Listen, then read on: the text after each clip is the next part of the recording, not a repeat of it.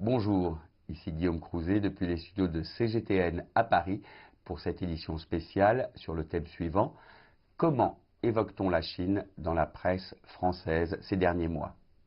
Aujourd'hui, nous allons parler art de vivre et tourisme.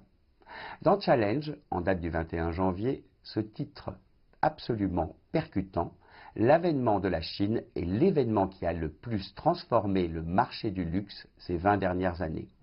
La part de la clientèle chinoise dans ce secteur est passée de 1% en l'an 2000 à 33% aujourd'hui. Une nouvelle classe moyenne émergente est en train de s'imposer parmi ces consommateurs enrichis par les réformes économiques.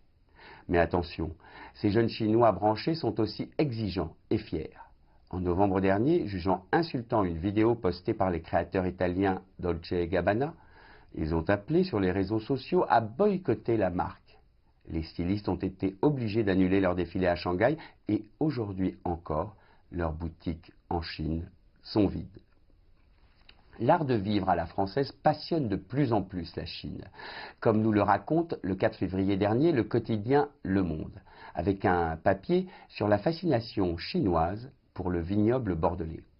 Avec 150 châteaux achetés en moins de 10 ans, les investisseurs venus de Chine suscitent même des inquiétudes, raconte le journal. Mais pas toujours légitime, ajoute-t-il.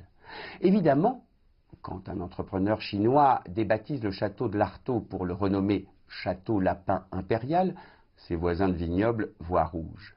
Mais comme le souligne le directeur de la communication au comité interprofessionnel du vin de Bordeaux, les Chinois apportent de l'argent.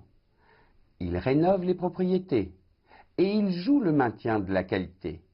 De quoi nous plaindrions-nous?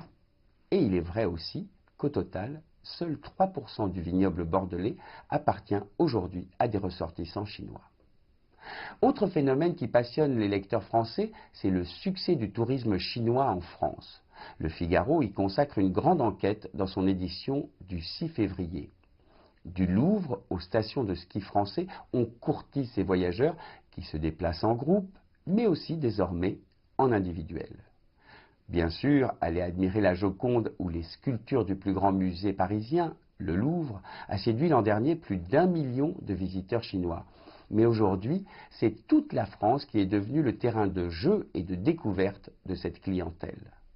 Même les sports d'hiver commencent à séduire ces touristes chinois. Logique, explique Henri Giscard d'Estaing, président du Club Med.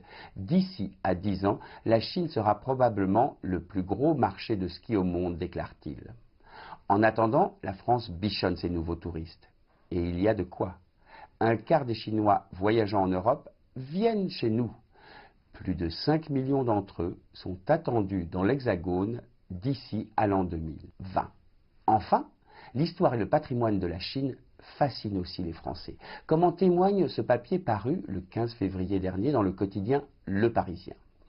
La Bibliothèque nationale de France, qui renferme plus de 7000 documents sur la Chine du XVIe siècle à 1945, vient désormais de les rendre accessibles en ligne. Cela fait déjà plusieurs années que les scientifiques travaillent à rendre publiques ces archives. En 2015, lors d'un voyage en Chine, le président de la BNF avait noué des liens avec la Bibliothèque nationale de Chine. Nous avons ici l'une des plus belles collections sinologiques au monde, déclare la conservatrice Corinne Le Bitouzé. Les internautes peuvent désormais accéder à 5 siècles de relations franco-chinoises, de véritables pépites comme ces cartes anciennes, mais aussi des photographies méconnues ou ces estampes délicates. De quoi se plonger dans le passé d'une passionnante civilisation, raconte le journal. C'était Guillaume Crouzet depuis les studios de CGTN à Paris pour cette édition spéciale, La Chine dans l'œil de la presse française.